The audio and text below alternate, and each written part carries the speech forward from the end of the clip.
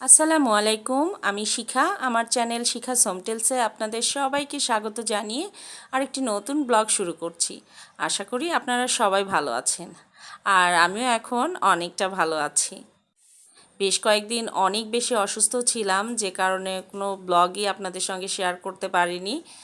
তো আজকে আবার নতুন একটা ব্লগ রেডি করে নিয়ে এসেছি। জানি না আপনাদের কাছে কেমন লাগবে, তবে চেষ্টা করেছি আপনাদের যেন ভালো লাগে সেভাবেই শেয়ার করার জন্য। আজকে সকালবেলা উঠে আগে ক্লিনিংয়ের কাজ শুরু করেছি। কয়দিনে এমন অবস্থা হয়েছে যে আজকে প্রতিটা জায়গায় ডিপ ক্লিন করতে হচ্ছে। তো আমি এই টেবিলটাও একদম ডিপ ক্লিন করে গুছিয়ে নিয়েছি, আর এই ছোট্ট বেডটাও গুছিয়ে নিচ্ছি। এই রুমে যদিও কেউ থাকে না, কোনো গেস্ট আসলে সে থাকে, তো এই মুহূর্তে কোনো গেস্ট নাই। আর আমার অসুস্থতার কারণে এখন গেস্টের পরিমাণও কমে গেছে, কারণ আগের মতো তো আর সেইভাবে তাদেরকে সেবা যত্ন করতে পারি না। ছোট্ট রুমটা ক্লিন করতে গিয়ে একদম ধুলাবালিতে মাখামাখি অবস্থা হয়ে গেছে আমার। এই ধুলাবালি মাখা অবস্থায় যদি আমি বেশিক্ষণ থাকি তাহলে আমার অবস্থা খুব খারাপ হয়ে যাবে, যে কারণেই গোসল করে ফ্রেশ হয়ে তারপর কিচেনে চলে এসেছি সকালের নাস্তা রেডি করার জন্য। তো আমি এসে আগে সেমাইটা রেডি করে নিচ্ছি। আমার বাসায় মিষ্টি জাতীয় খাবার বানানো হয় খুবই কম, আর যদিও বানাই তাহলে খুব হালকা মিষ্টির খাবারগুলো বানাই, কারণ বাসায় আমি এবং আমার দুই মেয়ে কেউই মিষ্টি জাতীয় খাবার পছন্দ করি না। মানে যতটা পারি আমরা মিষ্টি জাতীয় খাবার থেকে দূরে থাকি। বেশ কয়েক প্যাকেট সেমাই জমে আছে, রান্না করা হয় নাই। তো ভাবলাম যে যদি রান্না না করি সেমাইয়ের টেস্ট নষ্ট হয়ে যাবে, তো অল্প অল্প করে মাঝে মাঝে রান্না করে শেষ করি। আজকে রুটি না ভেজে পরোটা ভাজছি, আর পরোটাটাও অবশ্য সিদ্ধ আটার যে রুটি সেটাকেই পরোটা বানাই আমি। তো এটা খেতে কিন্তু অনেক মজা হয়। তবে এই রুটিটা বানানোর সময় নর্মাল যে রুটি বানানো হয় তার চেয়ে একটু পুরু করে বানাতে হয়। যদি বেশি পাতলা হয় তখন সেই পরোটাটা অত ভালো লাগে না। আমি যখন রুটি বানিয়ে নিই বা আমি নিজে বানাই তখন কয়েকটা রুটি একটু পুরু করে বানাই নর্মাল রুটির থেকে। ওই কয়টা রুটিকে আমি পরোটা বানাই। বিশেষ করে যারা তেল খেতে পারে না বা যাদের কোলেস্টেরলের প্রবলেমের কারণে তেল কম খেতে হয় তাদের জন্য এই পরোটাটা পারফেক্ট। কারণ একটা নর্মাল পরোটা যেটা বানানো হয় সেটা ডো থেকে ভাজা পর্যন্ত যে পরিমাণ তেল যায় একটা পরোটাতে, ওই একটা পরোটার তেল দিয়ে এখানে 3-4টা পরোটা ভাজা যাবে। তো তাহলে বুঝতেই পারছেন যে এটা অবশ্যই স্বাস্থ্যসম্মত। অনেক দিন পর আপনাদের সঙ্গে গল্প করছি আর কাজ করছি। এই প্ল্যাটফর্মে এসে আপনাদের সঙ্গে গল্প করতে করতে এমন অবস্থা হয়েছে যে আপনাদের সঙ্গে গল্প এবং কাজ শেয়ার করতে না পারলে বেশ অস্থির লাগে। তো আজকে প্রায় 10 দিন পর এই ব্লগটা রেডি করছি। আমার কাজ বা আমার ভিডিও যদি আপনাদের ভালো লেগে থাকে প্লিজ একটা লাইক দেবেন এবং আমার চ্যানেলটিকে সাবস্ক্রাইব করে পাশে থাকা বেল বাটনটিকে প্রেস করে দেবেন। তাহলে আমার ভিডিও আপলোড হওয়ার সঙ্গে সঙ্গে আপনাদের কাছে নোটিফিকেশন পৌঁছে যাবে, আর আপনারা আপনাদের সময় সুযোগ এবং সুবিধা মতো আমার ভিডিওটি দেখে নিতে পারবেন। আর আপনাদের যদি কিছু জানার বা বলার থাকে কমেন্ট বক্সে জানিয়ে যাবেন, আমি অবশ্যই আনসার দিব।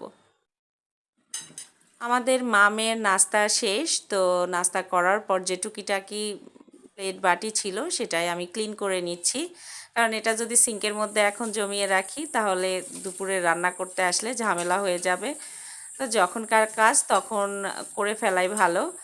আর কিচেনের এই জায়গাটুকু ফাঁকা না থাকলে বিশেষ করে রান্নার সময় খুব ঝামেলা হয়। এখন টুকিটাকি গুছানোর কাজ আছে, ওগুলো একটু একটু করে গুছিয়ে নেব। তো এই ওভেন এরিয়াটা খুব বেশি অপরিষ্কার নেই, কারণ যত অসুস্থই থাকি না কেন এই ছোট ছোট কাজগুলো আমি ওর মধ্যেই করে নিয়েছি একটু একটু করে। তো আজকে ওভেনের উপরের অংশটা একটু নতুন করে ডেকোরেশন করছি পুরনো সব জিনিসপত্র দিয়েই। এর উপরে যে জিনিসপত্রগুলো ছিল সেগুলো সরিয়ে নিয়েছি। তো একটা শুধু ট্রে, বেতের ট্রে এটা, আর এটাতে একটা রিয়েল প্লান্ট, এটা দেখেছেন কিচেনে ছিল, তো ওটাকে এখানে শিফট করেছি। আর এখন ফ্রিজের উপরটা একটু ক্লিন করে গুছিয়ে নেব। সব সময় একই সেটআপে ভালো লাগে না, যেহেতু ছোট্ট একটা বাসা ঘুরে ফিরে একইভাবে দেখতে বেশি দিন ভালো লাগে না। তো একটু করে চেঞ্জ করার চেষ্টা করি। তো সবসময় তো আর নতুন জিনিসপত্র দিয়ে ডেকোরেশন করা বা অর্গানাইজেশন করা সম্ভব হয় না। তো পুরাতনকেই একটু এদিক ওদিক করে মাঝে মাঝে গুছিয়ে নিই। তো আজকে যেমন এই গ্লাস জারটাতে আমি নতুন করে আবার রিয়েল প্লান্ট সেট করেছি। একটা দুইটা জিনিস যদি চেঞ্জ করা হয় তাহলেই দেখা যায় সেখানকার লুক চেঞ্জ হয়ে যায়। তো আমার কাছে বেশ ভালো লাগছে। তো এই তো আমি বেডরুমটা কিন্তু অফ ক্যামেরায় গুছিয়ে নিয়েছি। আর এতগুলো কাজ আপনাদের সঙ্গে সরাসরি শেয়ার করা সম্ভব হচ্ছে না, তো শর্টকাটে শেয়ার করছি কারণ ভিডিওটা অনেক লং হয়ে যাবে। আর এখন সব কিছু গুছানো শেষ করে কিচেনে চলে এসেছি। এখন কিচেনের টুকিটাকি জিনিসপত্র গুছিয়ে নেব, কিছু ফাঁকা জার রিফিল করব। আমার কিচেন অর্গানাইজেশন বা কিচেন ডেকোরেশনের যে ব্লগগুলো আছে সেগুলো যে আমার ভিউয়ার্সদের এত পছন্দ হবে আমি আসলে কল্পনাও করতে পারিনি। আমার কিচেনটা ছোট্ট একটা কিচেন, খুব সিম্পল জিনিসপত্র দিয়ে অর্গানাইজেশন করেছি। আর একদম সিম্পল অর্গানাইজেশন, তো সেটা যে এত ভালো লাগবে আমি আসলে ভাবিনি। তো আমার সব জিনিসপত্রের উপরেই মোটামুটি বেশ কিছু ভিডিও আছে। তো নতুন যারা ভিউয়ার্স তারা হয়তো আমার সেই ভিডিওগুলো দেখেননি, যে কারণে আমার বেশ কিছু জিনিসের উপর ভিডিও চেয়েছেন ডিটেলে। তো আমি সেগুলো করব, কিন্তু অসুস্থতার জন্য আসলে বারবার পিছিয়ে যাচ্ছি। ইচ্ছা থাকা সত্ত্বেও আমি করতে পারছি না। লাস্ট একটা শর্টস আমার চ্যানেলে শেয়ার করেছি। তো ওই শর্টস দেখার পরে অনেকেই আমার কাউন্টার টপের বা ক্যাবিনেটের উপরের যে অর্গানাইজেশনের প্রোডাক্টগুলো সেগুলো সম্পর্কে ডিটেল জানতে চেয়েছেন এবং এটার উপর একটা ব্লগ করতে বলেছেন। তো আমি ভেবে রেখেছি যে হ্যাঁ, ডিটেল আপনাদের সঙ্গে শেয়ার করব। তো আপনারা দোয়া করেন আমার জন্য, আমি যেন একটু সুস্থ থাকতে পারি। সুস্থ থাকলে তবেই না আপনাদের সঙ্গে আমি কাজ শেয়ার করতে পারবো। আপনাদের চাওয়া পাওয়াগুলো পূরণ করার চেষ্টা করব। আমার কাছে যে ছোট্ট ছোট্ট চাওয়া আপনাদের। আর যদি সুস্থ না থাকি তাহলে আসলে কোনো কিছুই করা সম্ভব হয় না।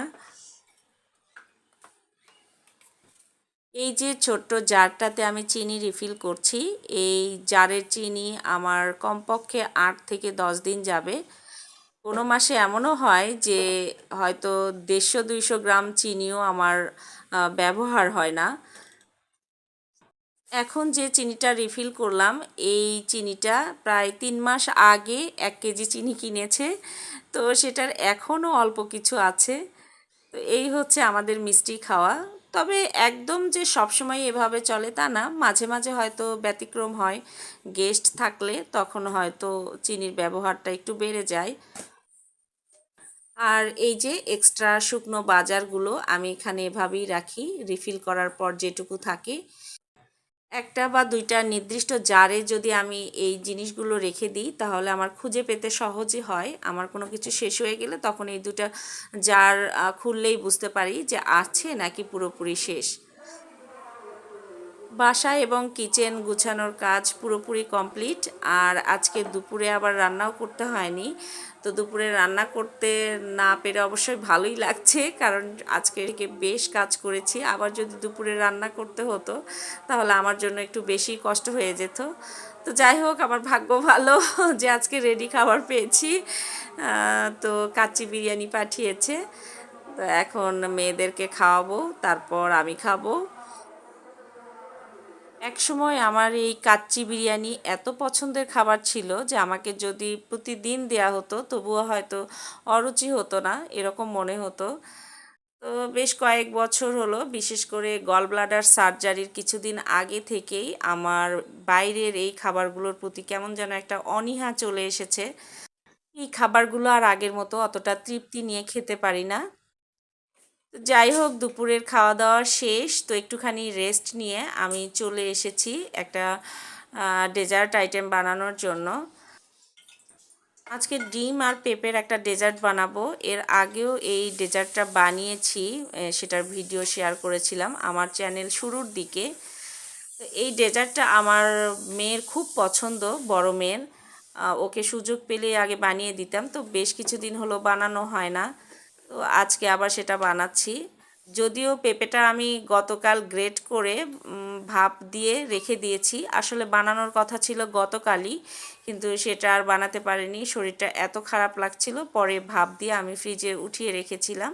তো আজকে যেহেতু দুপুরে আর রান্না করতে হলো না, তো ভাবলাম যে আজকে বানিয়ে ফেলি। এই ডেজার্টটা প্রথম ট্রাই করেছিলাম প্রায় 12 বছর আগে। তখন ডিমের যে ডেজার্ট বানাতাম, হঠাৎ একদিন মনে হলো যে দেখি তো পেঁপের হালুয়া তো বেশ ভালো লাগে, তাহলে আমি পেঁপেটাকে গ্রেট করে ডিমের সাথে অ্যাড করে দেখি, করার চেষ্টা করি কেমন হয়। তো সেই যে চেষ্টা, সেই চেষ্টার ফলটা যে এত ভালো হবে আমি আসলে ভাবতেও পারিনি। সেই থেকে এই ডেজার্টটা যে আমি কত বানিয়েছি তা আসলে হিসাব করতে পারবো না বা দিতে পারবো না। তো যখন থেকে আমি এই ডেজার্টটা বানিয়েছি, তারপর থেকে শুধু ডিমের যে ডেজার্ট বানাতাম ওটা বানানো আমি ছেড়ে দিয়েছি, কারণ শুধু ডিমের ওই ডেজার্টের চেয়ে এই ডেজার্টটা অনেক বেশি টেস্টি হয়। আর এটা যদি আপনাকে না বলে খেতে দেয়া হয়, আপনি কোনোভাবেই বুঝতে পারবেন না যে এটা পেঁপের ডেজার্ট। তো আমি পেঁপেটাকে ভালোভাবে ঘিয়ে ভেজে নিয়েছি আর সামান্য ফুড কালার ইউজ করেছি, আপনারা না চাইলে না করতে পারেন। আর এখানে ডিম, চিনি আর দুধের যে মিশ্রণটা, এখানে সামান্য একটু ভ্যানিলা এসেন্স দিয়েছি, কিন্তু সেটা আসলে স্কিপ হয়ে গেছে। এই ডেজার্টটা বানানো খুব সহজ, সময়ও কম লাগে, আর এর সব উপকরণ কিন্তু আমাদের সবার বাসায় থাকে। তো যাই হোক, এখন আমি মিশ্রণটা ভালোভাবে মিশিয়ে নেব একসঙ্গে। আমার ডেজার্টটা কিন্তু রেডি। এখন আমি এটাকে ডিশ আউট করে নেব। ডিশ আউট করতে করতেই কিন্তু অর্ধেকটা আমার মেয়ে উঠিয়ে নিয়ে গেছে। তো আজকের মতো ভিডিওটা এখানেই শেষ করছি। আল্লাহ হাফেজ।